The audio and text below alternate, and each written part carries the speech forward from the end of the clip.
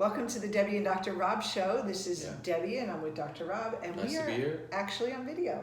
Yeah. It's our first edition of our podcast on video.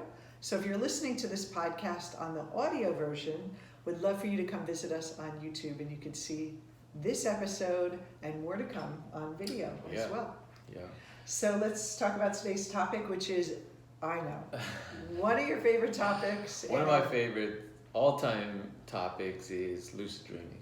Okay, and why? Do you love lucid dreaming? Well, I love dreaming in general. I love talking about dreams, but lucid dreaming is a special case of dreams, and it's a special category of dream work. Mm-hmm. Now, the basic definition, and most of you have probably had a lucid dream in your life. You might not remember it, or you might have thought it was something else, like an out-of-body experience or something. But it's essentially when you wake up in the dream, meaning you have this awareness, this consciousness, but you're still caught up in the dream. You're still in the dreamscape, in a sense. So you can kind of, like, a lot of people may have that, like, just when they wake up. Sometimes they'll have that experience. And of course, everyone knows that movie Inception with Leonardo DiCaprio, where he says, I'm having a dream within a dream.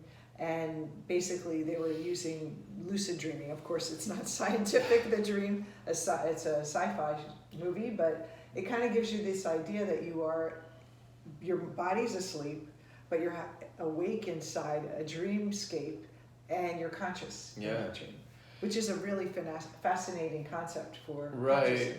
Yeah, just to be clear, it's not sci-fi anymore. Back in, I guess, the 70s or 80s, in the 80s, people started studying it seriously, and they found out this is an actual phenomenon.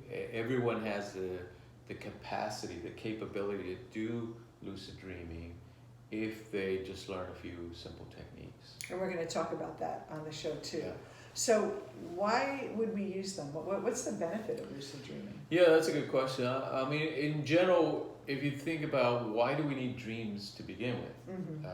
Why would nature force us to fall asleep and then have this 3D hallucination that takes us to other places and other situations, and essentially nobody knows? There are some good theories. It does appear to have to do with good memory function, good logic, good reasoning. Basically, the brain needs it to survive and to thrive and to be able to function properly. Dreams, I mean, just general dreams. Now, why would lucid dreaming be part of dreams? It seems to be more on the spiritual, mystical side. And so I remember, I've had a few lucid dreams, and I remember the next day feeling like euphoric when I have them. It's like this lightness, this joy, as if I just like went to an ashram and like cleansed my mind. I don't know what it was, but I wonder, is it just because you're so aware, or what's that euphoric feeling? I think it's just a breakthrough in our consciousness that we realize, there's this whole other level of reality in our mind, or our mind has all this power and this capability to really explore the world of consciousness, of dreams, in a different way. And that realization just fills us with happiness and joy, because it is such an incredible thing. So think about it. Imagine having this wakeful consciousness, but then stepping outside the door and flying up into the sky. And it feels like you're awake and you're flying, or you're doing all these incredible things, but your body is fast asleep in your bed. And so you could sometimes, when you're kids, I think a lot of children talk about dreams of flying, or dreams of, remembering that they could fly in the dream. So we have a lot more experiences maybe when we were younger. Right. But I remember, just so people can know, like, what is a lucid dream? What does it feel like? Well, one night, I think it was when we first met, you weren't there, and I woke up and I got out of bed and I walked down the stairs and I saw my roommate. She was sleeping on the couch for some reason, and it was like a balcony you can overlook. And I went to put my hand on the rail and my hand went right through the rail. And I realized I was dreaming, and I just was like walking around, and then I went back to sleep.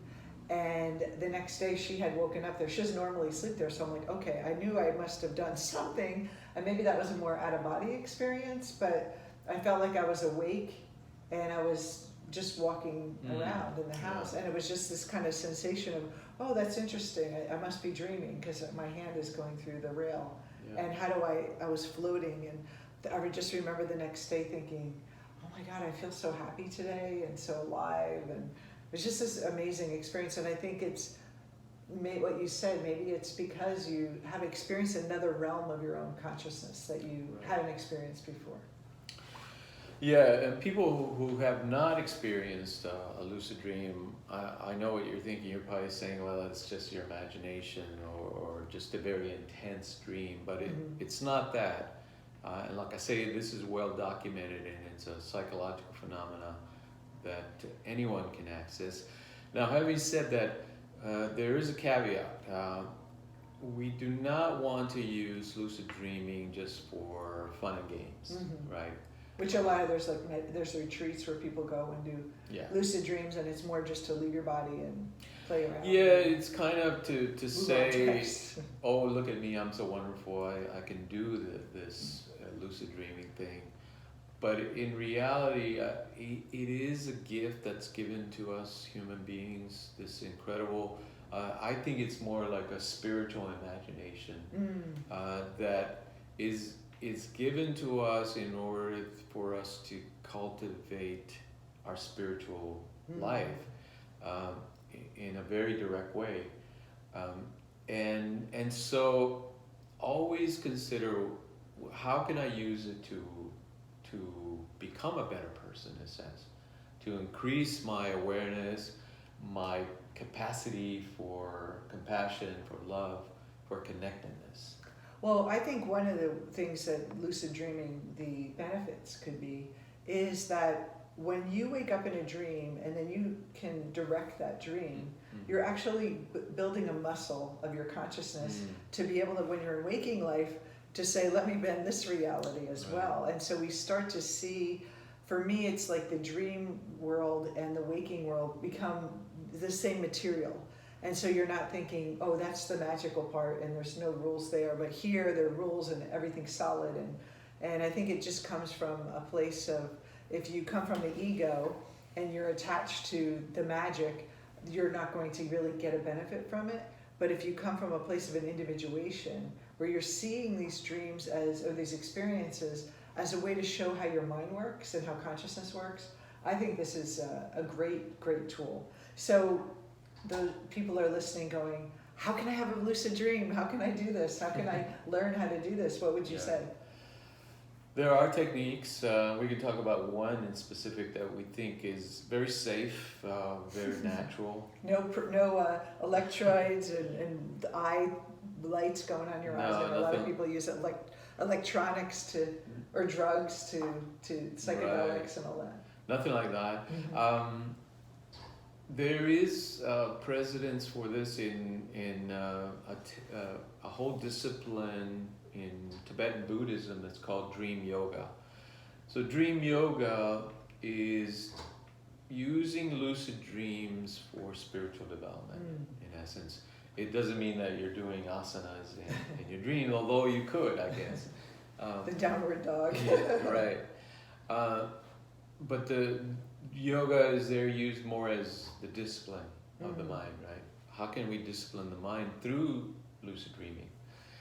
So that's the way we want to approach lucid dreaming, as a disciplining of the mind to cultivate its consciousness, its levels of awareness. So one of the basic techniques is that while you're awake in this ordinary waking world, look at your hands and ask yourself, am I dreaming? Am I dreaming? Am I dreaming? Am I dreaming? You can do this right now at home. Yeah. Am I dreaming?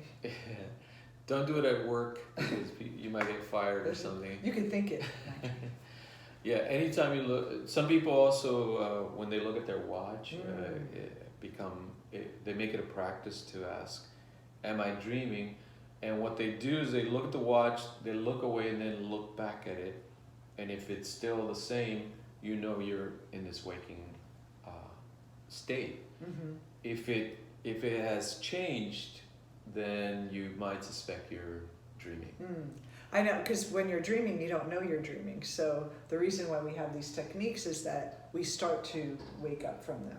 And I remember, before you told me about this technique, I remember having a lucid dream where I was flying through space. Very crazy dream. I think you were on your way there too. We were going to this planet.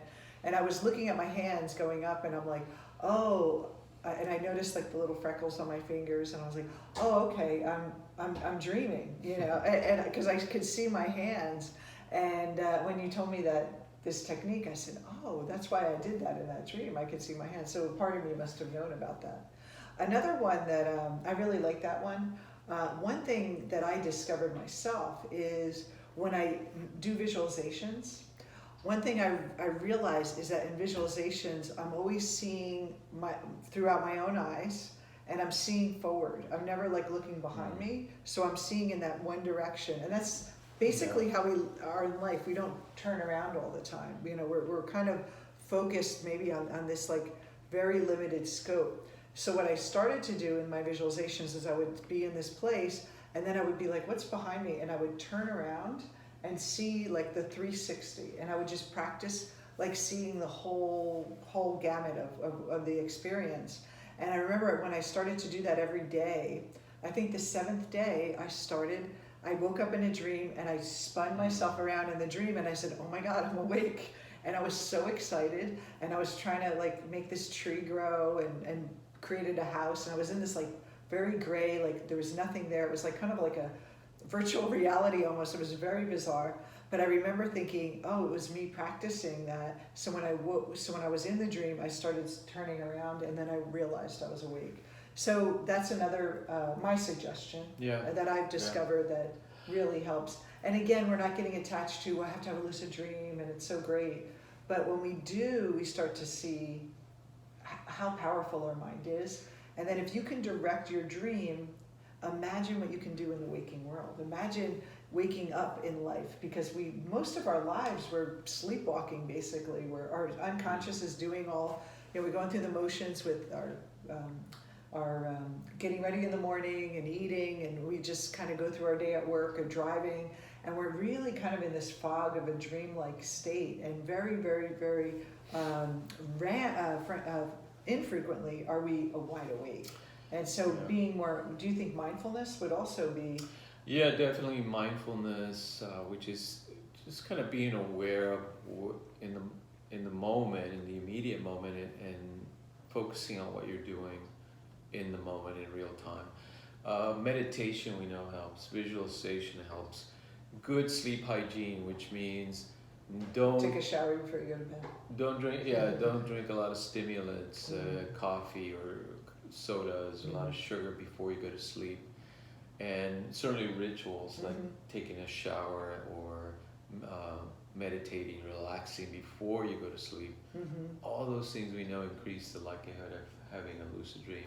We could also, we've mentioned to our clients, is to set the intention that you're going to have a lucid dream. So before you go to bed, you can do this with dreaming in general. Just say, I'm going to remember my dreams, and you're setting that intention as you drift off. But you can also set the intention, I'm going to have a lucid dream. And so the mind is so powerful. You could even say, I'm going to wake up at 7 o'clock, and you will wake up at 7 a.m. that morning. Your mind will take orders from you. So the basic theory is this, right? Like you said, when we are in a dream, we don't know we're dreaming most of the time. So when strange things happen, we want to get into the habit of questioning them. Am I dreaming? So, you know, you're walking down Main Street in your town, and all of a sudden you see a giraffe walking by. You can ask yourself, am I dreaming? Is this a dream or something, right? This is strange. This is something unusual. And those kind of techniques within the dream will help you then wake up. Not wake up physically in the bed, but wake up within the dream and become lucid. So saying, am I dreaming throughout the day? Look at your watch throughout the day. Am I dreaming? Look away, look at the time. And then being more mindful. And before you go to sleep at night, don't have any stimulants, don't eat lots of sugar, ice cream, take a shower, do some meditation, visualize before you go to sleep, set an intention to remember your dreams or to have a lucid dream. Yeah. And those are all the recipe for having those wonderful mystical experiences. And be sure to write your dreams down. That's one thing that's really important. Even if you don't know what the dream means, Jung said that if you write them down and just read them, your unconscious your psyche is going to transform.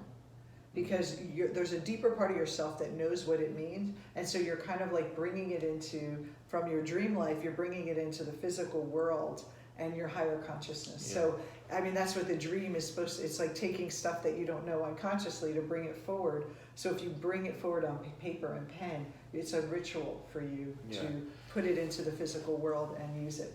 Yeah, well, that's a whole other aspect of dream work and lucid dreaming, that now people are starting to use it for therapeutic purposes. Oh. Let's say somebody has a phobia in real life or in waking life. You can use a lucid dream to confront that fear and practice. Let's say you're afraid of heights. In the lucid dream, being consciously aware that you are within the dream, you're not as fearful because you know that, I can always wake up, or I can or I can fly if I fall off the high building or something. Then you can practice overcoming that fear in a gradual kind of safe environment that's created in your mind. So all those possibilities are just the tip of the iceberg.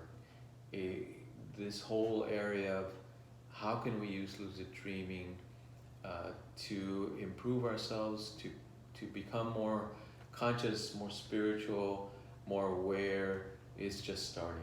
And so we want to do in the future maybe some workshops, maybe some... Well, we're having a dream archetypal retreat next year in Athens, Greece, where we're going to take a trip to the ruins. We see the Parthenon. We're going to look at all the amazing...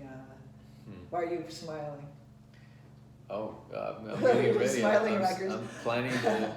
And we're going to see the ruins and talk about the archetypes and the all the gods, the Greek gods, and see the archetypes within them, and then have a lot of dream experiences and meditative experiences. So if you're interested in joining us in Athens in October of 2019, we're going to be doing that as well. And we also deal with dreams on any of our events, live events here in the US and Europe. So it's really, I think dreams to me are like, didn't Freud say they're the royal road to the unconscious? I think dreams to me are the direct experience of your spiritual life. Like I have had ideas of what being spiritual is and what I believe is unknown and unseen, and faith in the divine. But dreams, and working with dreams, especially lucid dreams, you really get to see what your consciousness is made of. So it's a beautiful practice, and the more you can do it, the more you're going to be enlightened and be aware of everything around you and your power that you have to really direct your life. So again, if you can direct the dream, you can direct your life. So that's it for today. This is such a great topic. I'm glad you decided that you would bring it up. And remember to tune in to the rest of our shows on iTunes and on Google Play and Spotify now. And we just can't wait to see you on the next episode. This is Debbie and Rob signing out. See you soon. You've been listening to the Debbie and Dr. Rob Show. To find out more about us, you can visit us on our website at debbieandrob.com. Also, please don't forget to subscribe to us on iTunes or Google Play. We'd love to see you on every show, and thank you so much for joining us. And we hope you remember to believe in your biggest dreams.